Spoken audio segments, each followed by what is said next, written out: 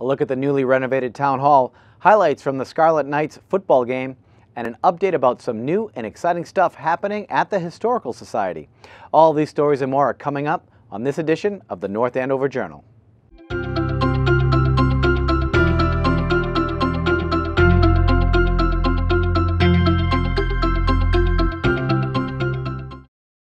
Hello and welcome to this edition of the North Andover Journal. I'm Ron Carpenito.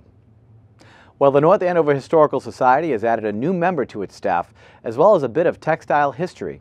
The American Textile History Museum in Lowell closed this past summer, but now one of its former employees will bring some of its exhibits and educational programs right here to North Andover.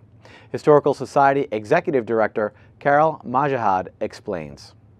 We're very excited because we are going to be bringing the textile art programs from the American Textile History Museum down in Lowell to us, and along with them we're going to get Kathy Heber, who has been their longtime educator. The museum, unfortunately, is now closed in Lowell.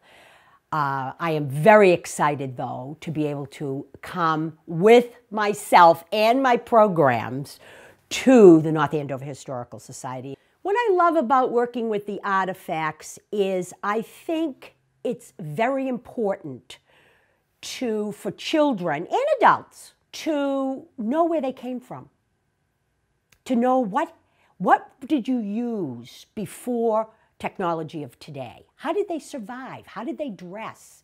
What was their daily life like? And I think we find that particularly in this country today, there are a lot of immigrants, people coming from different cultures. So I think things that we used to do, these cultures coming into this country are still doing. And I have many times at the museum talked about spinning or weaving.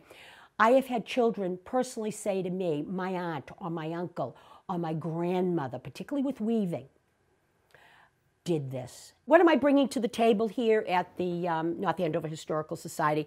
Our textile programs for children. And I'm also bringing, I had a very successful Boy Scout program. We did 4 textile merit badges. I also had many Girl Scouts, particularly the younger Girl Scouts that came to the museum.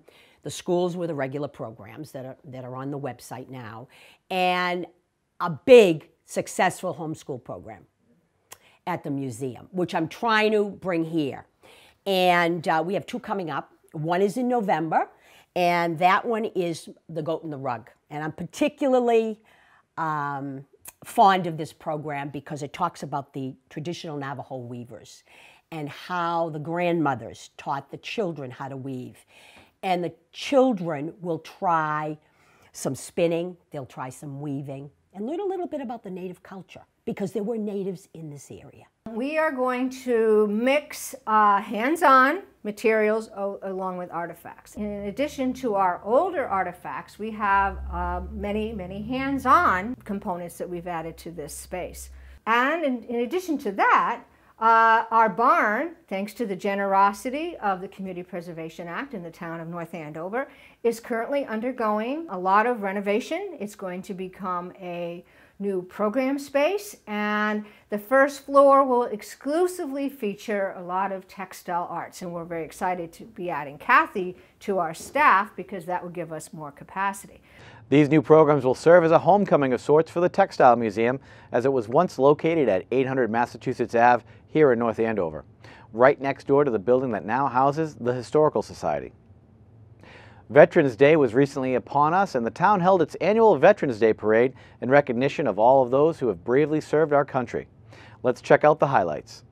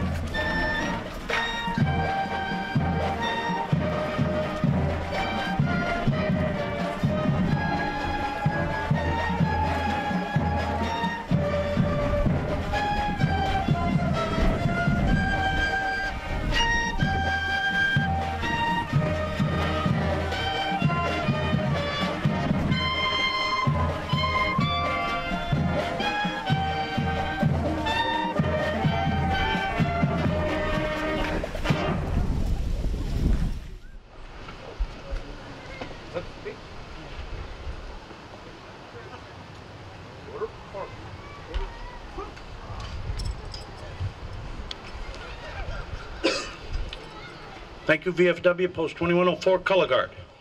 And everything we do, whether it be training or ceremony or preparation for war, we live the lessons that all of you learned in sweat and blood in the hills of Korea, in the jungles of Vietnam, in the deserts of Iraq, in the mountains of Afghanistan. I thank you all so much. It's such an honor to be home, and thank you all for your service. It is my distinct privilege to be able to be here with you today to honor all of our veterans. My sincere thanks for inviting me. I ask that you take a moment and thank these heroes that are with us today. May God bless our veterans and our citizens, the town of North Andover and its citizens. May He continue to protect and bless all of our servicemen and women, and above all, may God bless America. Thank you.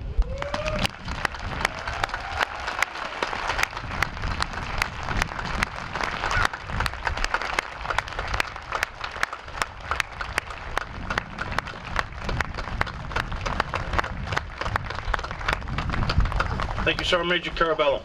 Well, you can check out the full Veterans Day Parade right here on CAM Access, thanks to our volunteers Steve D'Onofrio and Caden and Mandy Bickle for filming the parade.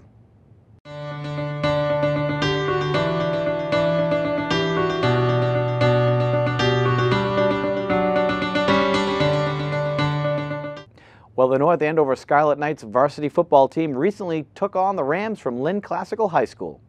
The Knights got out to an early lead, then the Rams struck for 3 unanswered scores. Despite the shift in momentum, the local team dusted themselves right off and came back. Let's check out the action. Ray Ahern has the call. I formation.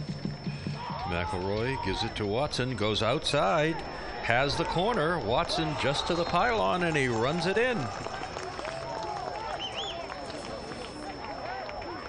Melvin Nieves, the cornerback on that side, could not stay with Watson. Pass. Nice reception. Slant pattern to Watson. Gets a little croaked on the tackle. That hurt. Again, 5 wides. Watson in motion. Give him the ball, and a bad snap. Watson alertly throws the ball. Oh my God. You know, that looks like it was a mistake, but it might not have been a mistake. That may have been a planned play. But at any rate, the horseshoes are clanging up at Barker Farm. So, 5 wides. McElroy, again, man in motion. McElroy running up the middle and in. First and goal from the 10 for North Andover. High formation. Throws it to Watson. Bursting. Watson wide open and in. And so, just like that, well, actually 3 minutes in to the second half. 8 minutes to go in the period, or the quarter, and North Andover scored.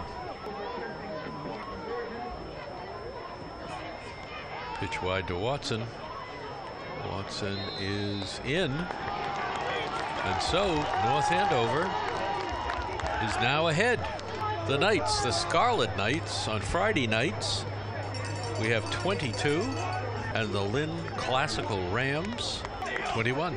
Third and goal. McElroy into the middle, bursting into the middle is Testa. The center and Farmer clear out the right side. Testa goes to the right and then just bursts up the middle, wide open. The Friends do a great job. McElroy under center, gives it to Testa, plowing in. Lynn.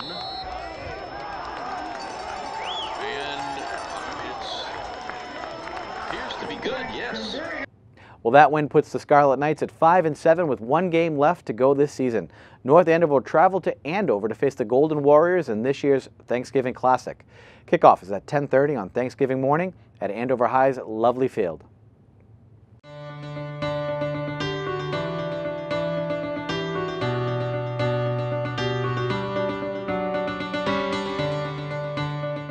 Hello, this is Andrew Mailer with another segment of the Journal. We're happy to be reporting here from my office at Town Hall. We're moved back into Town Hall at 120 Main Street.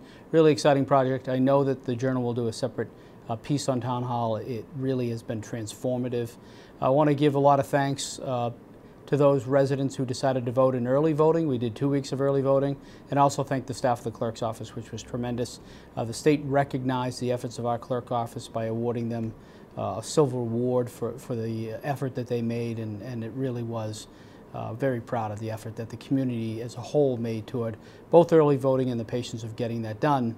We're now going to turn our focus to the 2018 budget, believe it or not, and we've started that process in conversations with the Finance Committee and the School Committee and others to proceed down the road. It will ultimately culminate, I believe, on May 16th, 2017 with the next budget and town meeting process. The focus will also turn into the next phase of the facility master plan. So from Town Hall, we're going to be speaking about renovation, expansion of the DPW facility on Osgood Street. I've signed the contracts and that construction should begin shortly. We've also applied for a $3.5 million grant to upgrade Main Street infrastructure. Selectmen should vote this evening, which is the second week in November, on undergrounding the lights, something first discussed, the street lights, something first discussed back in the late 1990s here in town. The Selectmen should take that vote this evening, and over the next several years you'll see the process by which we remove all of the overhead wires here on Main Street to try to transform Main Street into, quite frankly, a quaint little village shopping area, which we're really excited about.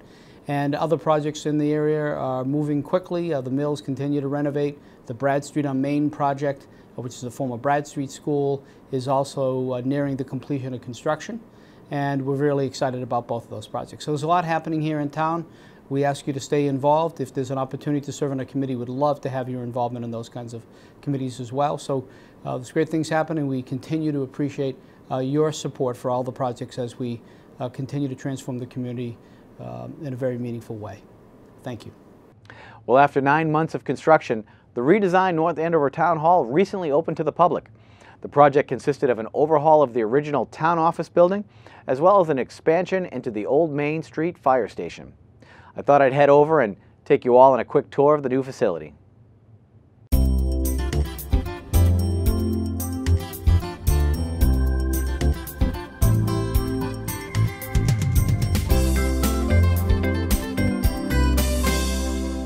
Well, here we are in front of our gorgeous new town hall in downtown North Andover. And you know, if this was 3 weeks ago, we'd need this hard hat to get inside. But I'm excited to report, no longer needed. Town hall is open for business. Let's go inside and take a look. Well, when you enter our new town hall, you're greeted with a large open atrium area, which used to be the separation between the fire department and the town hall. And it was important to our town to maintain some of the historical value, and for them that meant maintaining this beautiful brickwork that you see behind me. Now, when you enter the town hall, all the offices that the public would likely use are going to be located conveniently on the first floor. And that was one of the main reasons of bringing the town hall back to downtown, so everyone could just come to one location. When you come into the building, on your left is going to be our town clerk's office and the tax collector, as well as the town assessor. And to the right, we have building, planning, zoning, conservation, and Board of Health. Now upstairs you'll find all our administrative offices, and this room, which might be the most familiar to our viewers, it's our town meeting room where our town council meets, as well as all the other boards. And don't forget, the meetings are always open to the public, so come on down and get involved. Now, if you're a veteran in North Andover, you'll need to come up to our second floor to meet with our Veteran Services Administrator, Mr. Jerry McGuire. His office is up here on the second floor and proudly displays all of our insignias for our armed forces. Well, we hope you enjoyed this brief tour of our town hall. Feel free to come on down, see it for yourself, do some town business, and if you need the hours of operation, which by the way are very flexible and convenient for the public, just visit townofnorthandover.gov.